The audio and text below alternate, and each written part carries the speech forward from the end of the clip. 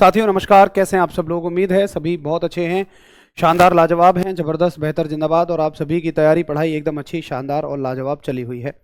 बताइए कैसे हैं आप सब लोग, कैसी चल रही है आप सभी की तैयारी पढ़ाई। आशा है बड़ी मेहनत आप सभी कर रहे होंगे और सारा सब कुछ समझ के चल रहे होंगे।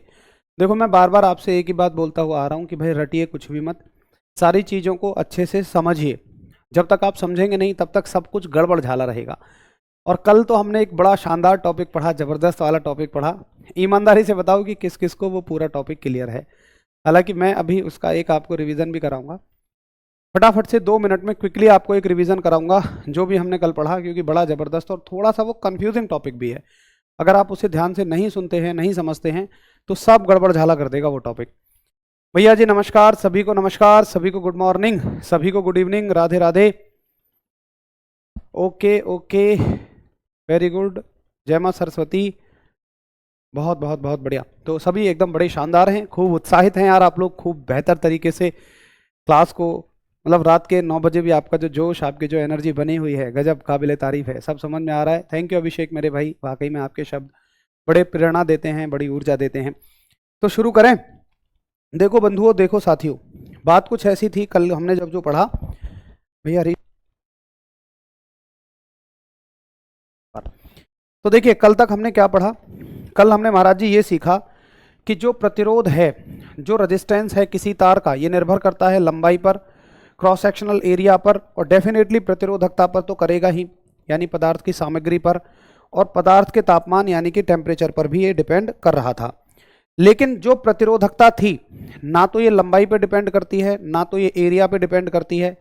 इसका संबंध केवल और केवल होता है पदार्थ की सामग्री से, यानी कि तार के मटेरियल से, कि क्या मटेरियल वहां पर लगा हुआ है। और उसी के साथ साथ इसका जो संबंध होता है वो टेम्परेचर से भी होता है। तो सामग्री से भी होता है और टेम्परेचर से भी, यानी कि तापमान से इसका लेना देना होता है। बाकी ना लंबाई से लेना देना और ना ही क्षेत्रफल से लेना देना। यहां तक की बात क्लियर थी, कल हमने बड़े अच्छे से इसको पढ़ा। उसके अलावा हमने देखा कि प्रतिरोधकता का तो देखो कोई फॉर्मूला नहीं है, मतलब रजिस्टिविटी ऐसी चीज नहीं है कि जिसको मैं किसी सूत्र से कैलकुलेट कर पाऊंगा। ओरिजिनली रजिस्टिविटी तो प्रैक्टिकली निकाली जाती है, प्रैक्टिकली इसको कैलकुलेट किया जाता है रजिस्टिविटी को। तो ठीक है क्लास। तो रजिस्टिविटी को ऐसा नहीं है कि किसी फॉर्मूले से आप कैलकुलेट कर सकते हो, ये तो प्रैक्टिकली निकाली जाती है। मशीनों में मटेरियल लगाए जाते हैं और उनसे उनकी प्रतिरोधकता पता की जाती है। लेकिन प्रतिरोध को आप सूत्र से निकाल सकते हैं। जब आपको प्रतिरोधकता पता लग जाती है तो आप एक सूत्र लगाते हैं, R बराबर रो इंटू एल बटे ए, और यहां से आप प्रतिरोध को निकाल सकते हैं, रेजिस्टेंस को निकाल सकते हैं। उसके अलावा हमने ये भी सीखा कि प्रतिरोध का जो मात्रक है, रेजिस्टेंस का जो मात्रक है वो ओम है, और प्रतिरोधकता का जो मात्रक है वो ओम मीटर है। अगर कोई मुझसे ये पूछे कि इन दोनों का व्यवहारिक मतलब क्या है, ये क्या काम करते हैं, तो आइए जी हम कहता कि ये दोनों धारा के मार्ग में रुकावट होता।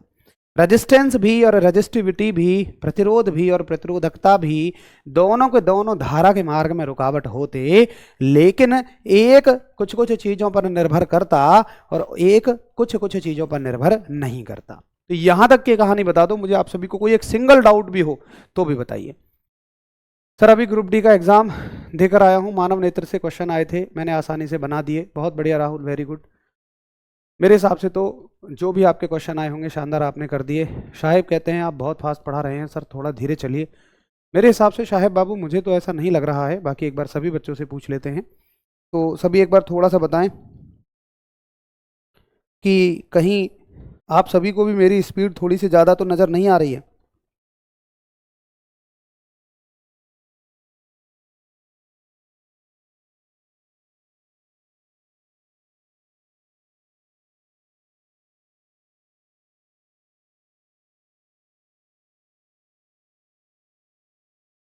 मेरे हिसाब से तो कोई मुश्किल नहीं होगी आपको। रो का मान कैसे पता चलेगा ऋषिकेश भाई, शायद मैंने इसका उत्तर दे दिया है। रो का मान पता लगता है मशीनों से, मशीन आती है उस पर रखो मटेरियल को, वो बताएगा आपको कि रो का मान ये है। ठीक है ना। तो साहेब बाबू लगभग लगभग ठीक है। बाकी फिर भी मैं आपकी बात को गौर करते हुए हल्का सा अपनी स्पीड को और भी स्लो कर लूंगा, कोई इशू नहीं है। वैसे हम लगभग सही चल रहे हैं। चलिए जी, ओके ओके, थैंक यू सभी का। अब देखिए आज हम एक बड़े शानदार से मुद्दे को पढ़ेंगे, बड़ा बेहतरीन सा हम मुद्दा पढ़ेंगे। और देखिए क्या मुद्दा है। देखो मेरे भाई, जो आपका प्रतिरोध है, जो आपका रेजिस्टेंस है, अगर अभी हम इसको देखें तो ये हमारे लिए क्या कर रहा है, ये धारा के मार्ग में इलेक्ट्रॉनों के बहने में रुकावट डाल रहा है। अभी मुझे ये ऐसा लग रहा है जैसे ये विलन है ये, लेकिन ये हमारे काम भी आता है, आगे चल के बताऊंगा, बट अभी ठीक है, ऐसे ही मानो कि ये विलन है। अच्छा मुझे एक बात बताओ, बड़े ध्यान से सुनना मेरी बात को, फिर उत्तर करना। ये है मान लो चांदी का तार, ठीक है। तो इसके बारे में तुम्हें किसी को बताना है तो तुम कैसे बताना पसंद करोगे? क्या तुम ये बताना पसंद करोगे, दो ऑप्शन दे रहा हूं, कि भाई इसमें धारा के मार्ग में थोड़ी सी रुकावट आती है, या तुम ये कहना पसंद करोगे कि भाई इसमें धारा बहुत शानदार तरीके से बहती है? अगर चांदी तुम्हारा दोस्त है, तुम इसका इंट्रोडक्शन करा रहे हो किसी से, तो दोनों में से कैसे कहना पसंद करोगे कि यार इसमें ना धारा के मार्ग में थोड़ी सी रुकावट आती है, या ये कहोगे यार चांदी एकदम शानदार चालक है, इसमें इलेक्ट्रॉन बढ़िया तरीके से बहते हैं? जरा बताइए चांदी के बारे में कैसे बताओगे? फटाफट से थम्स अप करिए, मतलब फिर मैं आपको बताऊंगा कि इन दोनों बातों में फर्क क्या है। हाँ हाँ ऋषिकेश, परेशान क्यों होते हो यार?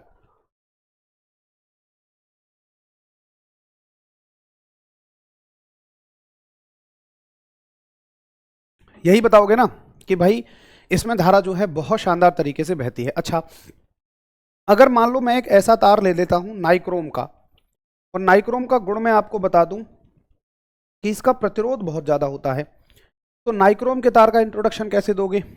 दो तरीके हैं, या तो तुम ये कहो कि यार इसमें ना धारा बड़ी मुश्किल से बहती है, या ये कहो यार इसमें ना धारा थोड़ी सी आसानी से बह जाती है। मतलब थोड़ी सी आसानी का मतलब 1% आसानी है, 99% मुश्किल है। मतलब मैं ये कहना चाह रहा हूँ यार, मोटा मोटी मेरे कहने का ये मतलब है, एक व्यक्ति है और वे बेचारा 99% अच्छा है, 1% बुरा है, तो क्या उसको तुम ये कहोगे कि यार ये आदमी ना यार 1% बुरा आदमी है, और जो आदमी महान वाहियात आदमी है 99% बुरा है, उसको ऐसे कहोगे ये जो आदमी है ना भाई 1% अच्छा आदमी है? यार मेरे हिसाब से यहाँ सेंस ही बदल जाएगा बात का। तो कुल मिलाकर अगर कोई अच्छा आदमी है, 99% उसके अंदर अच्छाइयाँ हैं, तो हम उसको अच्छाई के साथ प्रस्तुत करें, बुराई के साथ क्यों करना? और एक अगर कोई बहुत बुरा आदमी है तो उसको अच्छाई के साथ क्यों करें, बुराई के साथ करेंगे? तो देखो मेरे पास जो प्रतिरोधकता है ना, या प्रतिरोध है, ये किस सेंस में बात करते हैं? ये सेंस बताते हैं कि धारा के मार्ग में रुकावट। लेकिन अगर मुझे चांदी की परिभाषा बतानी हो किसी को, तो मैं ये कहूं कि यार चांदी का ना प्रतिरोध बहुत कम होता है, तो यार ये गंदी सी बात लगेगी। चांदी कहेगा भैया मैं तो इनके लिए यार इलेक्ट्रॉनों को इतना अच्छा फ्लो कराता हूं, ये फिर भी मेरा इंट्रोडक्शन बुराई के साथ करा रहा है। इसलिए वो चालक जिनमें धारा आसानी से बह सकती है उनको हम ऐसे डिफाइन नहीं करते, उनको हम डिफाइन करते हैं एक ऐसी टर्म बनाकर जो ये बताती है कि इस तार में धारा कितनी आसानी से बह सकती है। देख मेरे भाई, प्रतिरोध तो और प्रतिरोधकता तो, रेजिस्टेंस रेजिस्टिविटी ये बता रहे हैं कि धारा कितनी मुश्किल से बह रही है, और अगर इसका उल्टा सोचोगे कि धारा कितनी आसानी से बह रही है तो एक और राशियां बन जाती हैं। अब ऐसे में एक राशि इसकी उल्टी बनती है और एक राशि प्रतिरोधकता की उल्टी बनती है। तो जो राशि प्रतिरोध की उल्टी बनती है, रेजिस्टेंस की उल्टी बनती है, उसको हम बोलते हैं कंडक्टेंस। क्या बोलते हैं? कंडक्टेंस। रेजिस्टेंस का उल्टा क्या हो गया? कंडक्टेंस। एक सेकंड रुको, बस यहां पे आप लिखोगे कंडक्टेंस, और कंडक्टेंस का मतलब हो जाएगा चालकत्व, और इसको हम लेटर जी से दिखाएंगे। तो चालकत्व क्या है? चालकत्व प्रतिरोध का व्युत्क्रम है। यहां से आज हेडिंग हम शुरू करेंगे। और कंडक्टेंस जो है ये है रेसिप्रोकल ऑफ रेजिस्टेंस। लिखते जाओ मेरे साथ, मतलब लिखना नहीं है, आप तो बाद में नोट करते हो। आज मैंने पीडीएफ की जगह मैं इससे पढ़ा दूंगा आपको ये वाला टॉपिक केवल, बाकी सब पीडीएफ से।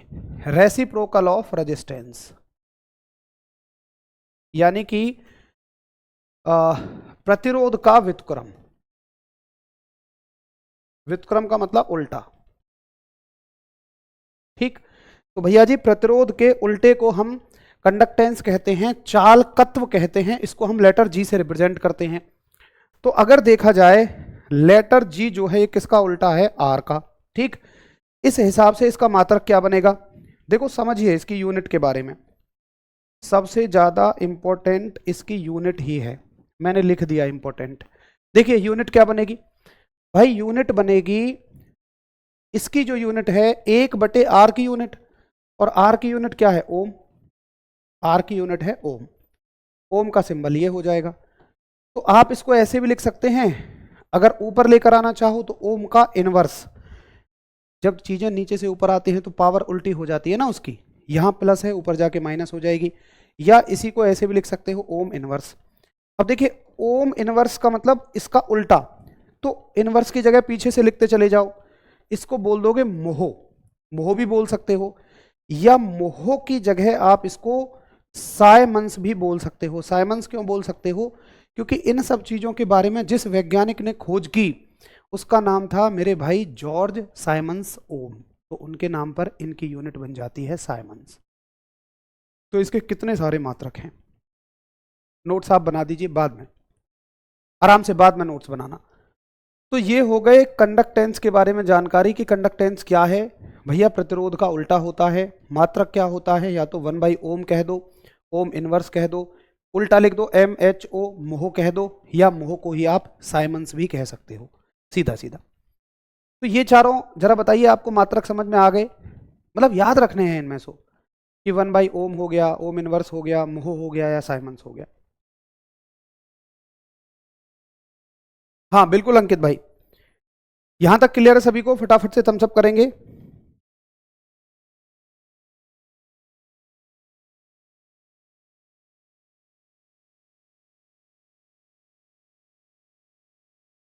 फर्स्ट डे है तो बिल्कुल भी यहां से क्लास मत लीजिएगा, आप बिल्कुल शुरू से क्लास लो।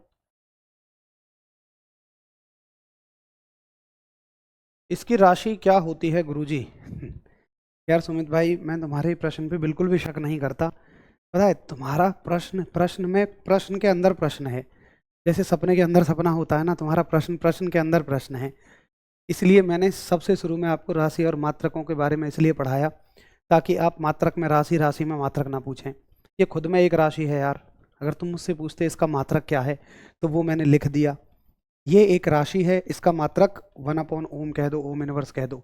अब तुम पूछ रहे हो इसकी राशि क्या है, तो मतलब तुम ऐसे कह रहे हो, रोटी तुम्हारे सामने पड़ी हुई है कि भैया इसकी रोटी कहाँ है, रोटी की रोटी कहाँ है? अरे गेहूं की रोटी हो सकती है, रोटी की क्या रोटी होगी?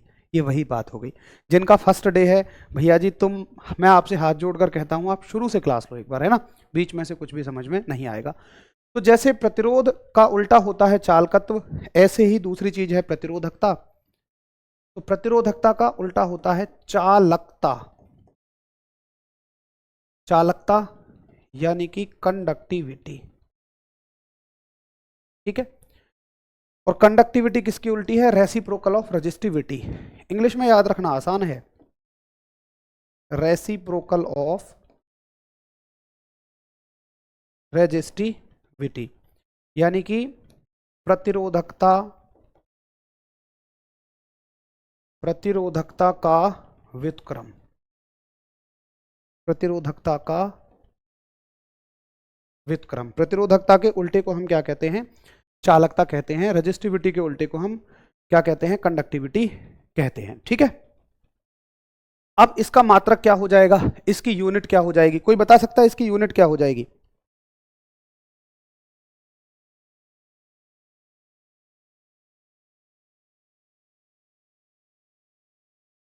अरे अच्छा अच्छा, सुनो सुनो सुनो, इसमें एक गड़बड़ कर दिया मैंने, उसको थोड़ा सा सही कर लेना। बच्चा पार्टी इसको ना सिग्मा से दिखाते हैं यार, इसको दिखाते हैं सिग्मा से, ठीक है। इसको दिखाओ सिग्मा से, ये सिंबल है सिग्मा, है ना, और ये जो सिंबल है ये सिंबल है आपका जी, इसको हम दिखाते हैं जी से। तो जी बराबर जो है वो 1/, क्या हो जाती है? चालकता। मतलब चालकता क्या हो जाती है? प्रतिरोधकता की उल्टी 1/ρ। इस हिसाब से इसका मात्रक क्या बनेगा? तो आप कहोगे भैया जी इस हिसाब से जो मात्रक बनेगा, यूनिट बनेगी, आप कहोगे 1/प्रतिरोधकता, तो 1/ओम और मीटर हो जाएगा। ऊपर ले जाओ, फिर से वही करते चले जाओ, ओम इनवर्स, मीटर इनवर्स, या ओम इनवर्स को क्या कह सकते हो? मोहो या मीटर इनवर्स। मोहो को क्या कह सकते हो? साइमंस या मीटर इनवर्स। तो इतने सारे मात्रक इसके हो सकते हैं। क्लियर है सभी को? बताइए। हाँ जी भैया, मुझे आपकी बात समझ में आ गई। सर ये शायद सदिश या अदिश पूछ रहे होंगे। अच्छा, अगर आप सदिश अदिश पूछ रहे हो तो दोनों की दोनों अदिश हैं। अच्छा सवाल है। सदिश और अदिश अगर आप पूछ रहे हो तो ये दोनों ही दिशा का ख्याल नहीं रखती हैं, ठीक है। ये कैसी राशि है, ये भी अदिश है, ऐड कर लेना, ये भी अदिश है, स्केलर है, और ये भी अदिश है, क्योंकि इनमें दिशा का कोई मतलब नहीं है। दोनों ही क्वांटिटी कैसी हैं, अदिश हैं। बाकी ना मैं आपको बताऊं, यहां से इनके मात्रकों से ज्यादा सवाल पूछा जाता है। तो जरा बताइए कि हाँ ठीक है, मुझे आपकी बात समझ में है।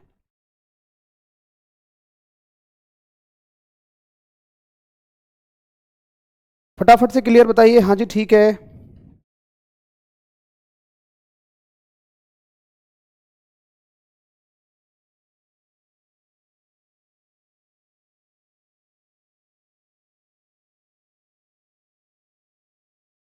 अच्छा अच्छा, कोई बात नहीं भाई, कोई बात नहीं।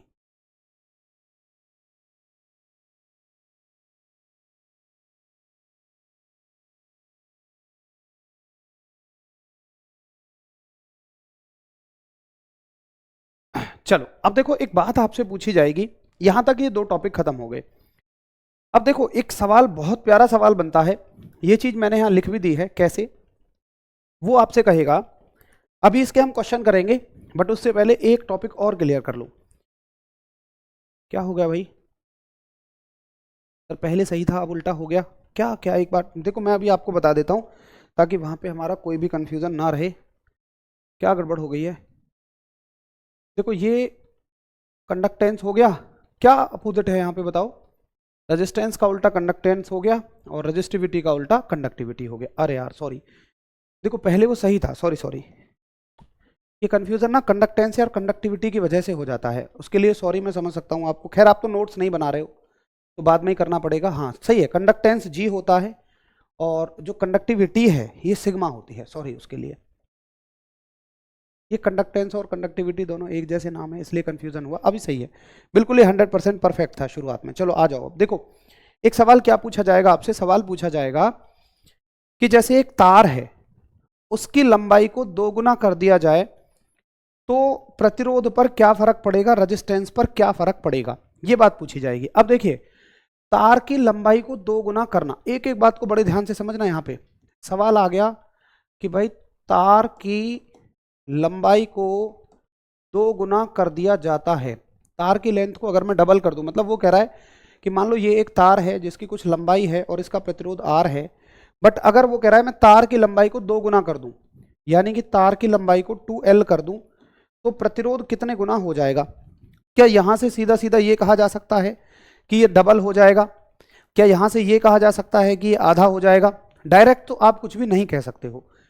उसने सवाल दिया तार की लंबाई को 2 गुना कर दिया जाए। अब सुनो, तार की लंबाई को 2 गुना करने के 2 तरीके हैं। देख मेरे भाई, एक तरीका तो ये है कि तू एक इतना ही बड़ा तार ले, इस तार में एक इतना ही बड़ा तार ले और इसको जोड़ दे। भाई जैसे कॉपर का इतना बड़ा तार है, मान लो 1 मीटर का तार है, मुझे उसकी लंबाई 2 गुनी करनी है, तो मैं एक और कॉपर का तार लूंगा, उसे और जोड़ दूंगा, हो गया 2 मीटर। क्लियर है? लेकिन एक दूसरा तरीका यह भी है कि मैं दूसरा तार बाहर से ना जोड़ूं, उसी तार को खींच दूं। अब खींचने में और बगैर खींचने में क्या फर्क पड़ेगा? देखिए, अगर आप उसी में दूसरा तार जोड़ रहे हो तो उसकी मोटाई पे कोई फर्क नहीं पड़ेगा, लेकिन अगर आप खींच रहे हो तो मोटाई भी कम होती चली जाएगी। इसलिए दोनों केस में उत्तर अलग अलग हो जाता है। देखिए, अगर आप बगैर खींचे कर रहे हो, अगर आप कर रहे हो ये काम बगैर खींचे, तो तार की लंबाई, तो तार का प्रतिरोध 2 गुना ही हो जाएगा। और अगर आप खींचकर कर रहे हो, खींचकर, तो भाई तार का प्रतिरोध हो जाएगा 4 गुना। अब तुम कहोगे 4 गुना कहां से आया? 4 गुना होगा, जो भी यहां आपको संख्या देगा n, उसका आपको स्क्वायर कर देना है। ठीक है? अच्छा चलो इसको ना 3 ले लो, और तब आपको ज्यादा बेहतर समझ में आ जाएगा, क्योंकि यहां से थोड़ा सा आप कंफ्यूज हो जाओगे सूत्र में। मान लो कह रहा है 3 गुना कर दूं मैं, तो बगैर खींचे कहोगे तो 3 ही गुना हो जाएगा प्रतिरोध भी, और अगर खींच कर कहेगा तो 9 गुना हो जाएगा। कैसे करोगे कि जो भी आपको यहां दे उसको n मानकर उसका स्क्वायर कर दो, यानी जैसे 3 दिया तो उसका स्क्वायर कर दो, उत्तर हो जाएगा 9 गुना। तो जरा बताइए, हाँ जी मुझे आपकी बात भैया बड़े अच्छे से समझ में आ गई है कि अगर तार को बगैर खींचे कहेगा तो मैं कह दूंगा उतना ही हो जाएगा, और अगर कहेगा खींच कर तो उसका स्क्वायर कर दूंगा। जैसे सिंपल एक सवाल यही कह दे कि तार की लंबाई को 3 गुना किया गया, एक सवाल बनाएगा बगैर खींचे तो प्रतिरोध भी कितना हो जाएगा 3 गुना, एक कहेगा खींच कर तो खींच कर क्या करोगे स्क्वायर कर दोगे, जो भी संख्या दी हुई होगी उसका स्क्वायर कर दोगे, वही उत्तर आपका हो जाएगा। अब बताओ क्या प्रॉब्लम है?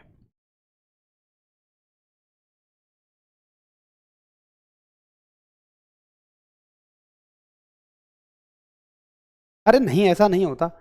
ओम का उल्टा ओम को ही उल्टा कर दिया, ऐसा नहीं है, वो सिंबल नहीं होता है ओम का उल्टा।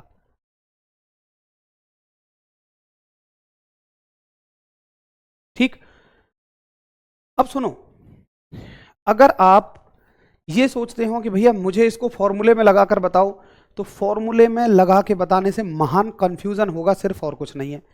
क्योंकि यहां पर लंबाई बदलने के साथ साथ ना एरिया भी बदल रहा है, क्षेत्रफल भी बदल रहा है, इसलिए फॉर्मूले के हिसाब से तो इस सवाल को बिल्कुल भी करने की सोचना भी मत। सिर्फ और सिर्फ आपको ऐसा लगेगा सब कुछ खिचड़ी सी पक गई है। देखो मेरे भाई, अगर मैं किसी चीज़ को जिस तरीके से आप सोच रहे हैं उस तरीके से नहीं बता रहा हूँ तो उसमें आपका भला है, मुझे बताने में कुछ नहीं जा रहा, मुझे तो सारे तरीके आते हैं, लेकिन आप सिर्फ कंफ्यूज हो जाएंगे। पेपर में आपको सिर्फ ये चाहिएगा कि ये सवाल है, इसका उत्तर ये है, वहाँ ये नहीं चाहिएगा कि किस प्रक्रिया से किया है किससे नहीं किया है। इस प्रक्रिया से आसान इससे कुछ भी नहीं हो सकता है। अगर आप फॉर्मूले वॉर्मूले के चक्कर में पढ़ेंगे तो सिर्फ और सिर्फ आप गलती कर रहे होंगे, उससे ज़्यादा कुछ नहीं है। आर बराबर रो इंटू एल बटे ए के हिसाब से इस क्वेश्चन को सॉल्व करने की कोशिश भी मत करना। ठीक है भाई, तो मुझे बताएं कि हाँ जी ठीक है, बड़ी छोटी सी बात है, इतनी छोटी सी बात हमें सीखनी है कि बगैर खींचे कहेगा तो जो हमें दे रखा है वही उत्तर हो जाएगा, और अगर वो कहता है खींच कर तो फिर मैं उसका स्क्वायर कर दूंगा जो भी मुझे दिया हुआ है। आगे देखिए, एक सवाल हम करके देख लेते हैं। मुझे बताइए, एक क्वेश्चन दे दिया कि एक तार की लंबाई खींचकर 5 गुना करने पर नया प्रतिरोध होगा, यानी कि on a wire is stretched, a wire is stretched 5 times, the new resistance will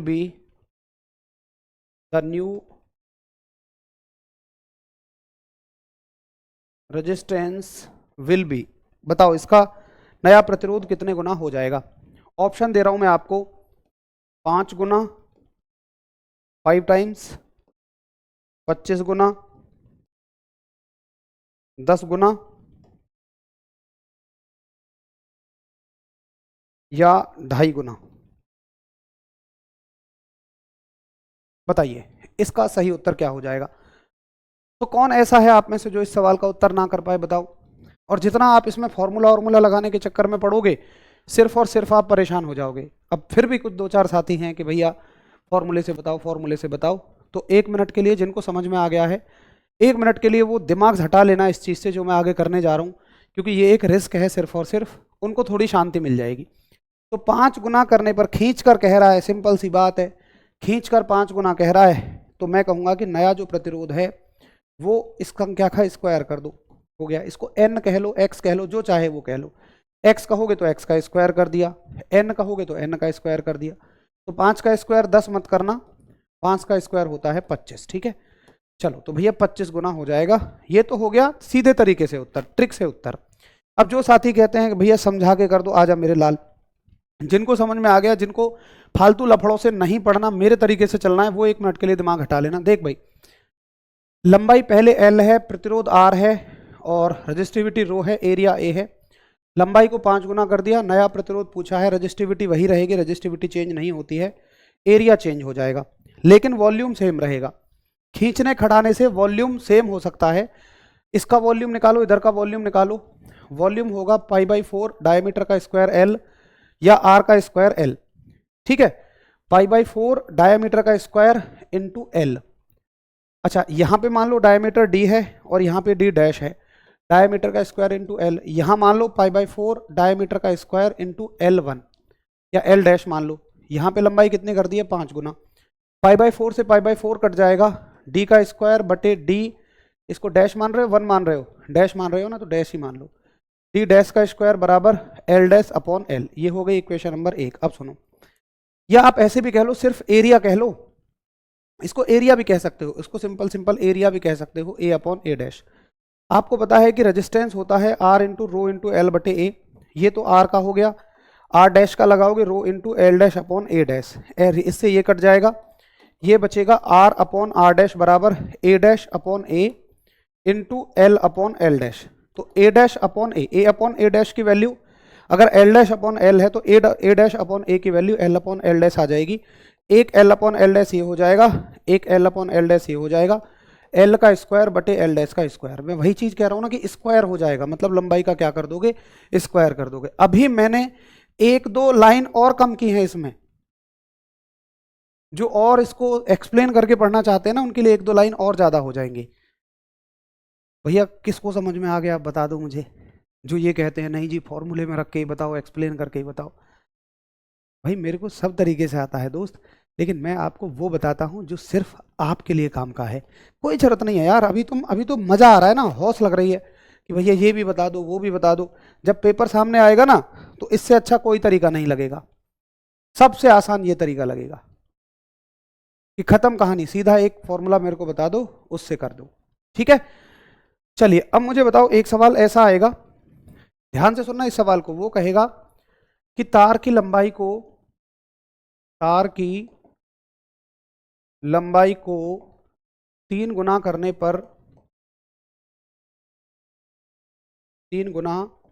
करने पर नया प्रतिरोध कितने गुना होगा, ऐसे पूछेगा। यानी कि on length of wire is made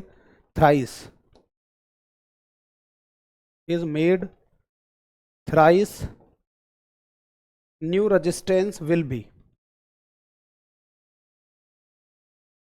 option के हिसाब से करना, अभी उत्तर मत करना, ठीक है, मैं ऑप्शन दे रहा हूं। पहला ऑप्शन है 3 गुना, बी ऑप्शन है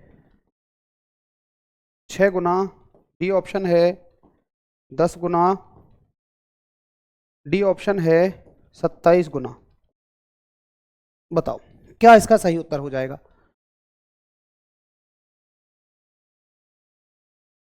अरे अवधेश भाई जो तुम उत्तर कर रहे हो वो तो ऑप्शन में है भी नहीं। अब हर जगह स्क्वायर नहीं कर रहा है ना, अभी भी कुछ साथी 9 गुना कर दे रहे हैं कि भैया 3 का स्क्वायर 9 कर देंगे। पहली चीज तो 9 मैंने ऑप्शन में ही नहीं दिया, दूसरी चीज 9 गुना तब होता कि जब उसको खींच कर कहा जाता। आप लोगों की बड़ी समस्या है, आप लोग सिर्फ चाहते हो कोई एक बात बता दो बस। जैसे मैंने कहा कि भाई सवाल में ये देख लेना, खींच कर दिया है या बगैर खींच कर दे तो स्क्वायर कर देना, बगैर खींचे कहे तो स्क्वायर मत करना। एक सवाल में अगर पिछले सवाल में स्क्वायर किया था तो इसमें भी स्क्वायर ही करोगे, ये नहीं देखोगे कि वो खींच कर था ये बगैर खींचे है। बस ऐसे दिखाना है कि पिछले सवाल में 5 का स्क्वायर मास्टर ने 25 कर दिया तो मैं कितनी जल्दी 3 का स्क्वायर कर सकता हूँ, ये कलाकारी दिखानी है। अरे मेरे भाई वो तार की लंबाई को सिर्फ ये बोल रहा है 3 गुना कर रहा हूँ, बगैर खींचे कर रहा है ना, तो बगैर खींचे तो वो जितने गुना कर रहा है उतना ही गुना उत्तर हो जाएगा। अगर 3 गुना कर रहा है तो 3 ही गुना प्रतिरोध हो जाएगा, नया रेजिस्टेंस 3 ही गुना हो जाएगा, बस खत्म कहानी। अब देखना मेरी एक बात को बड़े ध्यान से सुनना। देखो कई बार तो सवाल में वो हमें ये क्लैरिटी दे देता है कि भैया खींच कर रहा हूं या बगैर खींचे कर रहा हूं। हो सकता है, सुनो मेरी बात, हो सकता है कि वो इस सवाल के ये ऑप्शन दे ही ना। वो क्या ऑप्शन देगा, वो आपको हो सकता है इसी सवाल के ऐसे ऑप्शन दे दे, यानी कि इसको कर देगा 9 गुना। अब देखो इस सवाल का अगर मैं ये मानूं कि भाई तार की लंबाई को बगैर खींचे कर रहा है, देखो यार सबसे क्लियर बात है, अब एक एक बात को सुनना, उत्तर करने की कोशिश मत करना, सुनना। सबसे क्लियर बात है कि वो ये कह दे कि भैया मैं बगैर खींचे कर रहा हूं या नहीं खींच कर रहा हूं। अगर उसने कह दिया खींच कर रहा हूं तो मैं स्क्वायर कर दूंगा, बगैर खींचे कहेगा, शब्द में कह दे इस बात को कि तार की लंबाई को बगैर खींचे इतना कर रहा हूं तो मैं नहीं करूंगा। लेकिन देखो ये सवाल ना संशय से भरा है, इसमें ये क्लियर नहीं है कि वो तार की लंबाई को 3 गुना कर कैसे रहा है। तो इसका टोटली उत्तर निर्भर करेगा ऑप्शन के ऊपर। अगर ऑप्शन में आपको 3 का स्क्वायर करके ना दे, क्योंकि स्क्वायर तो खींचने पे होता है, अगर ऑप्शन ऐसे देगा तो मतलब वो कह रहा है बगैर खींचे कर रहा हूं। बट अगर उसने ऑप्शन ही ऐसे दिए हैं तो वो कहीं ना कहीं अपने आप ही इस बात को मान रहा है कि भैया मैं तो खींच कर रहा हूं, क्योंकि इसमें ये भी क्लियर नहीं है कि बगैर खींचे कर रहा हूं। तो इस सवाल के दोनों ही उत्तर हो सकते हैं, ये डिपेंड करेगा ऑप्शन के हिसाब से। अब इस सवाल का उत्तर क्या हो जाएगा, 9 गुना हो जाएगा। अब आप मेरी बात समझ के जल्दी बताइए कि भैया जी ये इस सवाल का दोनों तरीके से उत्तर किया जा सकता है, इस सवाल का दोनों तरह से आंसर किया जा सकता है। अब एक साथी कहेगा भैया दोनों ही ऑप्शन आ गए, अगर 3 गुना भी आ गया 9 गुना भी आ गया, ऐसा कभी नहीं होता है, निश्चिंत रहो। ऐसा केवल इस सवाल में हो सकता था, खींच कर में वो ये भी कह सकता था 5 गुना भी, लेकिन यहां तो मुझे क्लियर है कि स्क्वायर करना ही करना है। बट यहां जहां मैं क्लियर नहीं हूं वो दोनों ऑप्शन एक में मुझे नहीं देगा। ये चीज थोड़ा सा आपको समझने वाली है, क्योंकि अब तुम ये कहोगे यार भैया यहां तो ये कहा तो है ही नहीं खींच कर, यहां ये भी कब कहा है कि खींच कर नहीं है। या तो सवाल में कहता कि भाई मैं तो बगैर खींचे कर रहा हूं, यहां तो ना खींच कर कह रहा ना बगैर खींचे, तो फिर ये ऑप्शन पे डिपेंड करेगा इसका उत्तर। स्क्वायर के हिसाब से ऑप्शन दे स्क्वायर के हिसाब से कर दो, सिंपल कहे सिंपल कर दो, दोनों ही तरीके से कर दो, ठीक है। चलिए हाँ, इतना मेरा प्रॉमिस है कि 3 में 9 नहीं देगा, 9 में 3 नहीं देगा, अगर सवाल क्लियर नहीं है। अब देखिए इस सवाल को और थोड़ा सा कैसे मैनिपुलेट कर देगा, कैसे घुमा देगा, वो कहेगा कि एक तार का प्रतिरोध, क्वेश्चन है एक तार का प्रतिरोध 10 ओम है, एक तार का प्रतिरोध 10 ओम है, इसकी लंबाई खींचकर 4 गुना करने पर, ऑप्शन के हिसाब से उत्तर करना, ठीक है, अपना उत्तर मत करना, मैं ऑप्शन दूंगा। 4 गुना करने पर नया प्रतिरोध, ऑप्शन देगा 40 ओम, ऑप्शन देगा 160 ओम, ऑप्शन देगा 80 ओम, ऑप्शन डी दे देगा 20 ओम। इंग्लिश वाले देखिए, एक तार का रेजिस्टेंस, इसी में मैं चेंज कर देता हूं, इतना तो समझ में आएगा ही, रेजिस्टेंस 10 ओम है, इसकी लंबाई खींचकर 4 गुना करने पर, गुने का मतलब होता है 4 टाइम्स, नया रेजिस्टेंस कितना होगा। तो यहां पे गुना गुनी में सवाल नहीं दे रहा, यहां पे आपसे एग्जैक्टली वैल्यू पूछ रहा है।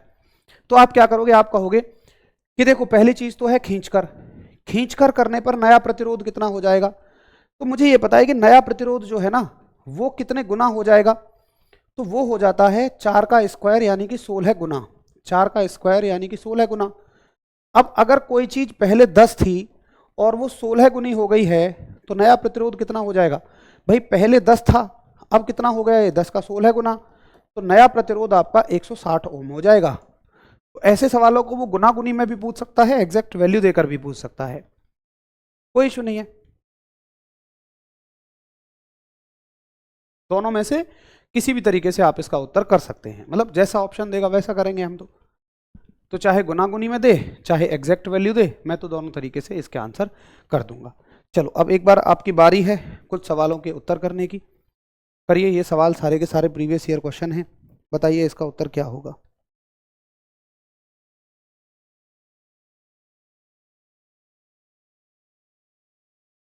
सभी कोशिश करिए उत्तर करने की। सवाल कह रहा है किसी दिए गए धातु के तार की वैद्युत प्रतिरोधकता निर्भर करती है, the electrical resistivity of a given metal wire depends on the wire. तो रजिस्टिविटी किस चीज पर निर्भर करती है, देखो प्रतिरोधकता कह रहा है, ये रजिस्टिविटी लंबाई मोटाई आकृति पर निर्भर नहीं करती, यह केवल पदार्थ की प्रकृति पर निर्भर करती है। 99% बिल्कुल ठीक उत्तर करेंगे, कितना भी तुम सही समझा लो, लेकिन 1-2% 3% ऐसे होते ही हैं जिनको उल्ट पुल्ट उत्तर करने हैं। उनको ऐसा लगता है क्लास को नज़र ना लग जाए, अगर हम सब के सब सही उत्तर कर देंगे तो क्लास को नज़र लग जाएगी। चलो CBT 1 29 नवंबर 2024 का सवाल है कि लंबाई L और अनुप्रस्थ काट क्षेत्रफल ए के चालक का प्रतिरोध, तो रेजिस्टेंस क्या होता है। ये ALP का सवाल है, अभी हुआ था 2024 में। तो R बराबर रो इंटू L बटे A, यही तो कहोगे, आर बराबर रो इंटू एल बटे ए, और इसमें से रो नहीं दी, इसने जो दिया है फिर तो हम सवाल में वही मानेंगे। भैया उसने जो ऑप्शन में दे दिया उससे बहस नहीं कर सकते हो कि तुम ऐसा क्यों दे रहे हो। ऐसा नहीं है वहाँ एक एग्जामिनर को, जो वहाँ पे इन्विजिलेटर होगा उसको बुलाओगे, अरे अंकल जी इधर आओ, हाँ अंकल जी ऑप्शन में रो तो है ही ना। वो कहेगा भाई साहब मैं तो देखो 12वीं आरट साइड देकर रखी है, मुझे तो ड्यूटी के लिए बुलाया है, एक समोसा 500 रुपये मिलेंगे, मुझे ना पता क्या होता है रो वगैरह। तो ऑप्शन में जो दे रखा है वही माई बाप है भाई, फिर तो वही सब कुछ है, उसी को समान मानोगे। यदि किसी चालक की लंबाई को 3 गुना कर दिया जाए और अन्य कारकों में परिवर्तन ना किया जाए तो चालक का प्रतिरोध कितना होगा। अब इसका उत्तर इसी में छिपा हुआ है, बताओ। देखो 3 गुना कर दी जाए, अब इसके दो उत्तर बन सकते थे। अगर मान लो मैं ये मानूं कि बगैर खींचे कर रहा है तो उत्तर 3 गुना ही हो जाएगा। अगर मैं कह रहा हूँ खींच कर रहा है तो 3 का स्क्वायर 9 गुना हो जाएगा। दोनों ही ऑप्शन में, दोनों तो एक साथ नहीं मिलेंगे, है ना, दोनों एक साथ नहीं मिलेंगे, कोई एक आपको मिलेगा। और ये आया हुआ सवाल है 28 नवंबर 2024 ALP CBT 1 का आया हुआ सवाल है। उम्मीद है कोई डाउट अब नहीं रहा होगा, सारे डाउट क्लियर हो गए होंगे, कोई दिक्कत ही नहीं है। अगला सवाल देखो, आरआरबी एंड टेक्नीशियन ग्रेड 3 26 दिसंबर 2024, सारे लेटेस्ट सवाल करा रहा हूं रेलवे के। सवाल कह रहा है निम्नलिखित में से कौन सा कारक किसी चालक के प्रतिरोध को प्रभावित नहीं करता। तो प्रतिरोध को कौन प्रभावित नहीं करता है, तो भैया हमने देखा प्रतिरोध को मूल रूप से सूत्र जो है प्रतिरोध का वो ये है कि R बराबर रो इंटू एल बटे ए। तो प्रतिरोधकता पर निर्भर करेगा, लंबाई पर, क्षेत्रफल, उसके अलावा तापमान पर। अब ऑप्शन में देखो क्षेत्रफल पर तो निर्भर करेगा, क्या धारा पर निर्भर करता है, नहीं, लंबाई पर भी निर्भर करेगा। तो ओनली 2 ऐसा है जो नहीं करता। सवाल में पूछा है कौन प्रभावित नहीं करता है, तो धारा से प्रतिरोध कभी नहीं बदलेगा, धारा से प्रतिरोध कभी भी नहीं बदलेगा। तो आप कहेंगे कि केवल 2 ऐसा कारक है जिससे प्रतिरोध कभी नहीं बदलेगा, बाकी प्रतिरोध हर एक चीज के साथ में चेंज हो जाएगा, हर एक चीज के साथ में बदलेगा। अगला सवाल देखिए क्या कह रहा है आपसे।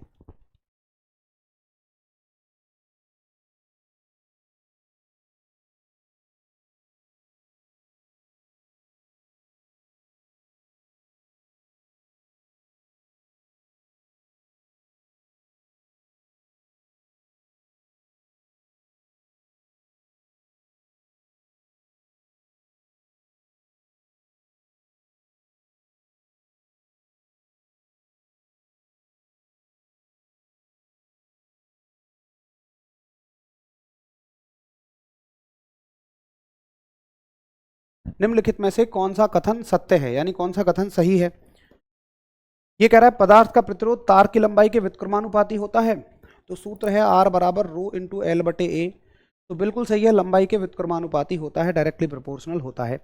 त्रिज्या के अनुक्रमानुपाती होता है। देखिए त्रिज्या के अनुक्रमानुपाती का मतलब इसमें कहीं त्रिज्या ऊपर आ रही है, नहीं आ रही है, यही गलत हो गया, ये तो गलत हो गया, ये सत्य है। पदार्थ का प्रतिरोध अनुप्रस्थ काट के क्षेत्रफल के अनुक्रमानुपाती होता है। देखो क्षेत्रफल के तो व्युत्क्रमानुपाती होता है, क्योंकि क्षेत्रफल नीचे है ना, तो ये भी गलत हो गया। पदार्थ का प्रतिरोध लंबाई के अनुक्रमानुपाती होता है। सुनो, अच्छा सॉरी ये गलत है ना, देखो लंबाई के ना अनुक्रमानुपाती होता है, व्युत्क्रमानुपाती होता तो नीचे होता, व्युत्क्रमानुपाती नहीं होता, कैसा होता है, सॉरी अनुक्रमानुपाती। तो इसमें से कौन सा कथन सत्य हो जाएगा, डी कथन आपका बिल्कुल एकदम सत्य हो जाएगा। इंग्लिश के हिसाब से भी सही है, हिंदी के हिसाब से भी सही है, वो मेरे ही पढ़ने में गड़बड़ झाला था। ठीक है भाई, चलो और अगला सवाल देखो, ये देख लो, जैसे चालक की लंबाई बढ़ाने से प्रतिरोध पर क्या फर्क पड़ेगा, बताइए।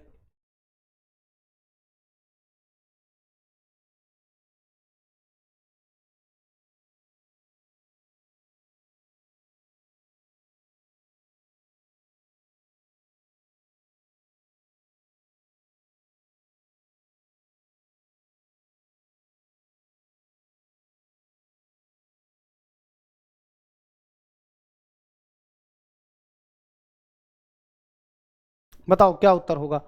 ये कहता है चालक की लंबाई बढ़ाने से प्रतिरोध। भैया जब मुझे पता है प्रतिरोध का लंबाई के साथ ये रिलेशन है, और मैं कह रहा हूं लंबाई के सीधा प्रोपोर्शनल है, डायरेक्टली प्रोपोर्शनल है, सीधा अनुक्रमानुपाती है, तो इसका मतलब यही हुआ कि लंबाई बढ़ाने से प्रतिरोध बढ़ता है। तो लंबाई बढ़ाने से प्रतिरोध क्या हो जाता है, बढ़ जाता है, यानी कि इंक्रीज हो जाता है। राइट आंसर ऑप्शन हो जाएगा बी। ठीक है। अच्छा, और एक देखो अच्छा सवाल है आपके सामने, ये रहा, पढ़ो इसका उत्तर करो ढंग से। निम्नलिखित कथनों पर विचार कीजिए। ये 11वीं कक्षा के एनसीईआरटी का सवाल है। तो बेसिकली मेरा फोकस है, सॉरी 10वीं कक्षा की, तो मेरा फोकस है एनसीईआरटी के क्वेश्चंस पर भी है, ग्रुप डी के, टेक्नीशियन के, एनटीपीसी के, एएलपी के, एनसीईआरटी के सारे क्वेश्चंस को उठा दें।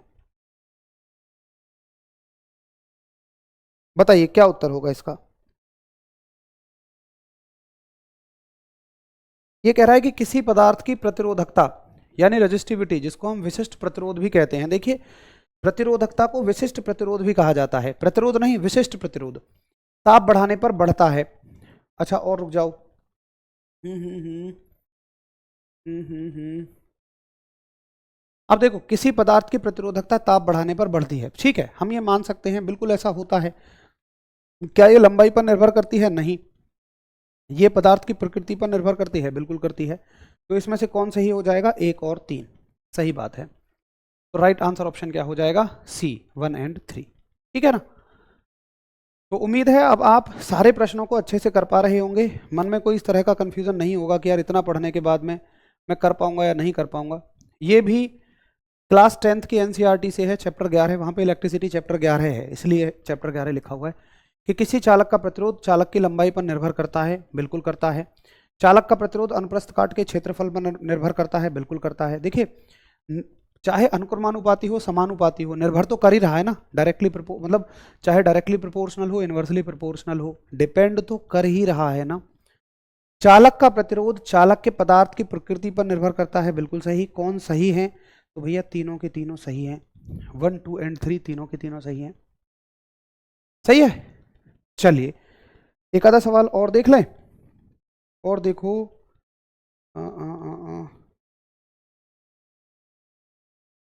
चलो बाकी तो सवाल ऐसे होते हैं ना कि, हाँ जैसे देखो बाकी सवाल वो हैं जो आगे टॉपिक पढ़ने पर होंगे, आप इन्हें अभी नहीं कर पाओगे। मैं तो पूरे सवाल एक साथ टाइप करा लेता हूँ, फिर वो करा देता हूँ जो आप अभी के हिसाब से कर सकते हो।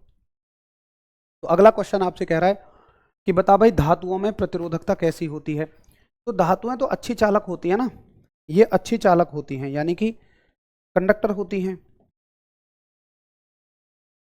ये कैसी होती हैं? चालक, यानी कि कंडक्टर। और कंडक्टर की प्रतिरोधकता देखोगे तो कम होती है ना। प्रतिरोधकता का मतलब तो रुकावट है, तो ये कम होती है। ये अच्छे चालक होते हैं। शून्य तो नहीं कहोगे आप, कम कहोगे। जीरो तो नहीं कह सकते हो, जीरो प्रतिरोधकता नहीं होती है ना, कम प्रतिरोधकता होती है इनकी। जो अच्छा चालक होगा उसकी चालकता ज्यादा होगी ना भाई। अच्छा चालक की चालकता यानी कि कंडक्टिविटी ज्यादा होगी, कंडक्टिविटी ज्यादा होगी, और उसकी प्रतिरोधकता रजिस्टिविटी, रजिस्टिविटी कर लो इसको, रजिस्टिविटी कम होगी, तो प्रतिरोधकता कम होगी। प्लीज पीछे गलत हो गया भैया, कैसे गलत हो गया? कौन सा सवाल गलत हो गया बताओ? ये प्रतिरोध के बारे में पूछा है, रेजिस्टेंस के बारे में पूछा है, लंबाई पे भी डिपेंड कर रहा है, एरिया पे भी डिपेंड कर रहा है, पदार्थ की प्रकृति पर भी डिपेंड करता है। 1, 2, 3 दोनों सही हो गए, खत्म। सर मेरी मम्मी रूम पर हैं, आई हुई हैं, मेरा नाम ले लो प्लीज़। अगर सच में माता जी आई हुई हैं तो उनको मेरा नमस्कार। और मैं माता जी से ज़रूर ये कहूँगा कि माता जी इस बच्चे को एक थप्पड़ लगाना पीछे से, हल्का सा लगाना, क्योंकि पीछे बुद्धि होती है, और उसको ये कहना कि बेटा तू 18 साल प्लस का हो गया है, सरकार ने तेरे को वोट देने का अधिकार इसलिए दिया है क्योंकि तुम्हें लगता है कि तू समझदार है, लेकिन असल में तू समझदार नहीं है। क्योंकि ये सब बच्चों की हरकतें होती है कि मेरा नाम ले लो, मेरा नाम ले लो। इस नाम के लेने से कोई फर्क नहीं पड़ेगा, नाम लेने से फर्क तब पड़ेगा जब वो सिलेक्शन की पीडीएफ में दिखेगा, और तुम जब कह रहे होगे मुझसे किसी क्लास में कि भैया मेरा सिलेक्शन हो गया है। ठीक है भैया जी। तो उम्मीद है आपको प्रतिरोध, प्रतिरोधकता और इनके उल्टे चालकत्व और चालकता सारी चीजें अच्छे से समझ में आ गई होंगी। बहुत बढ़िया तरीके से आपने इन सारी चीजों को समझ लिया होगा, और आपने देखा कि कैसे प्रतिरोधकता वाला गलत है। देखो कौन सा प्रतिरोधकता वाला है, मुझे एक बार आप बता दो। ये ये कह रहा है कि किसी पदार्थ की प्रतिरोधकता ताप बढ़ने पर बढ़ती है। भाई बिल्कुल बढ़ सकती है, अगर कोई चालक है तो उसकी बढ़ेगी। हालांकि उसने ये क्लियर नहीं दिया कि चालक है, कुचालक है, सुचालक है, बट वो कह रहा है कोई भी पदार्थ ले लो तो हो सकता है उस पदार्थ में चालक भी आ जाए। अगर वो क्लियरली नहीं कह रहा है चालक है तो मैं मान सकता हूं कि हाँ चालक है। अच्छा, पदार्थ की प्रतिरोधकता लंबाई पर निर्भर करती है? नहीं यार, देखो ये प्रतिरोध नहीं है, ये प्रतिरोधकता है। विशिष्ट प्रतिरोध का मतलब प्रतिरोधकता होता है, समझो। रजिस्टिविटी का मतलब जो है, स्पेसिफिक रेजिस्टेंस का मतलब रजिस्टिविटी होता है, रेजिस्टेंस नहीं है, ये प्रतिरोध नहीं है। समझ लो इस बात को, मैंने पीछे भी बताया था। लंबाई पर निर्भर करता, ये प्रकृति पर निर्भर करता है। अरे बिल्कुल निर्भर करता है। तो कौन सा सही होगा? कौन सा सही है? 1 और 3 सही है, बिल्कुल 100% करेक्ट है। बताइए क्या समस्या है? ये बताओ समस्या कौन से सवाल में आ रही है अब आपको?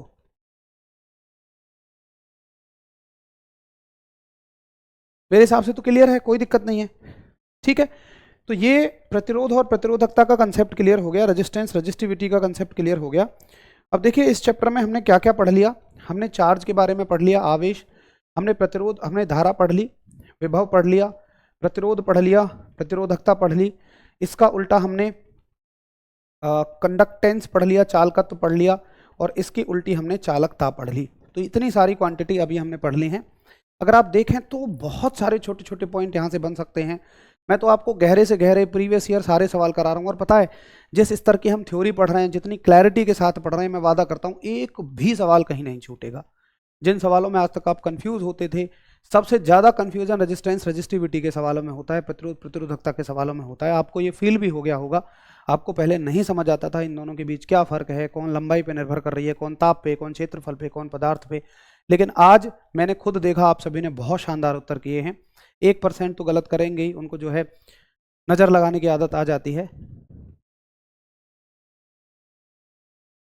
मेरे हिसाब से सब कुछ सही है, एक बार आप फिर से देखना, आप एक बार फिर से देख लेना। मेरे हिसाब से सब कुछ ठीक है, सब कुछ ओके ओके है।